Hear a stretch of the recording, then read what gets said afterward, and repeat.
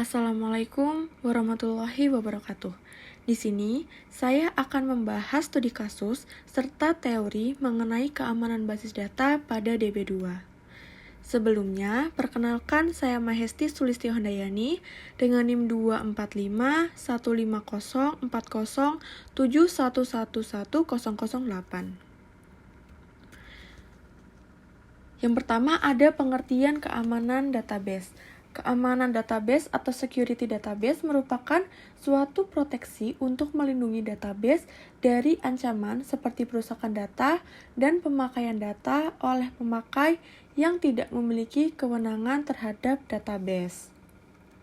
Selanjutnya, terdapat beberapa model keamanan atau security. Di sini terdapat dua model keamanan. Yang pertama ada autentikasi dan otorisasi.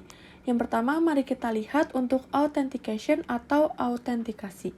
Nah, autentikasi ini merupakan proses yang memvalidasi identitas user dengan melakukan pengecekan terhadap user ID dan password yang telah diberikan oleh user.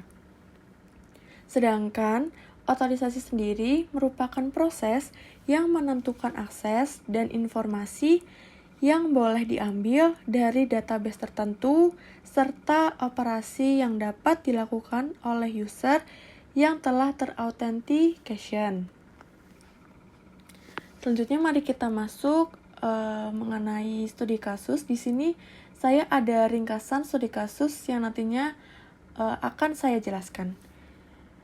Sebuah hospital modern memiliki data pasien yang sangat kritis, mulai dari riwayat medis, hasil lab, catatan rekam medis, sampai resep obat yang disimpan dan diakses melalui sistem database. Setiap informasi ini bukan hanya sekedar data, tetapi juga menyangkut nyawa seseorang, kerahasiaan privasi, serta tanggung jawab hukum. Lalu, bagaimana cara untuk memastikan bahwa hanya orang-orang tertentu yang benar-benar berwenang, seperti dokter yang menangani, perawat yang bertugas, ataupun admin yang terkait yang dapat mengakses data-data sensitif tersebut. Sementara di sisi lain, mencegah akses dari pihak yang tidak berkepentingan juga dibutuhkan, baik secara tidak sengaja maupun dengan niat yang tidak baik. Jadi, mari kita lihat langkah-langkah untuk menjaga keamanan di hospital. Langkah pertama, itu masuk ke dalam database di CentOS dengan login sebagai user root, serta menambahkan user baru dengan nama medicstaff dan dengan password bernama rahasia. Selanjutnya, pada langkah 2, query sudb2inst1 digunakan untuk berpindah dari user root ke user db2inst1. Saat sudah muncul db2, maka bisa dipastikan sudah masuk ke db2 command line processor. Pada langkah ketiga, query connect to hospital user medicstaff using rahasia itu digunakan untuk melakukan koneksi ke database hospital menggunakan user medicstaff dengan password bernama rahasia. Nah, selanjutnya pada query select from terhadap tabel pasien ditolak karena user medicstaff tidak memiliki otoritas atau privilege untuk akses. Selanjutnya, pada langkah 4, melakukan koneksi ke database hospital menggunakan user db2inst1 dengan password bernama rahasia. Nah, selanjutnya, perintah grant pertama digunakan untuk memberikan privilege koneksi ke database terhadap user dengan nama medicstaff. Setelah itu, menambahkan grant privilege terhadap tabel pasien untuk user medicstaff yang dapat melakukan select, insert, update, serta delete. Selanjutnya untuk langkah kelima, itu melakukan koneksi ke database hospital menggunakan user medic staff dengan password bernama rahasia.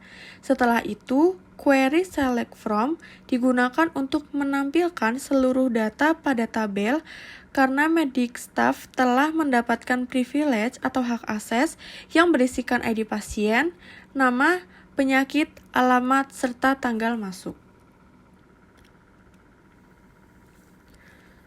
Berikutnya, langkah ke-6, query disconnect hospital ini digunakan untuk mengakhiri koneksi pada database hospital, lalu melakukan koneksi pada database hospital.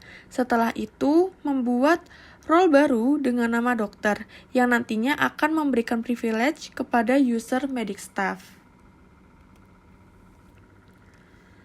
Selanjutnya, pada langkah ke-7, perintah grant digunakan untuk memberikan otoritas dan privilege create tab, bindet, serta connect terhadap role dokter.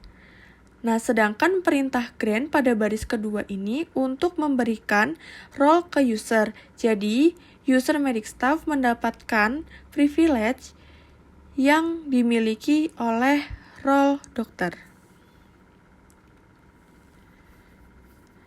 Nah, untuk langkah ke-8 ini, perintah grant digunakan untuk memberikan privilege select, insert, update, dan delete yang ada pada tabel pasien kepada role dokter. Berikutnya, melakukan koneksi ke database hospital menggunakan user medic staff dengan password bernama rahasia. Selanjutnya, membuat tabel dengan nama Medis1 yang berisi diagnosa dengan menggunakan tipe data varchar dengan panjang karakter sepanjang 100. Untuk langkah terakhir, melakukan koneksi ke database hospital menggunakan user db2inst1 dengan password bernama rahasia. Nah, di sini untuk perintah revoke itu digunakan untuk mencabut akses role dokter dari user medic staff. Query disconnect hospital ini digunakan untuk mengakhiri koneksi pada database hospital, kemudian melakukan koneksi ke database hospital menggunakan user medic staff dengan password bernama rahasia. Sekian studi kasus yang dapat saya sampaikan. Mohon maaf apabila ada salah kata. Wassalamualaikum warahmatullahi wabarakatuh.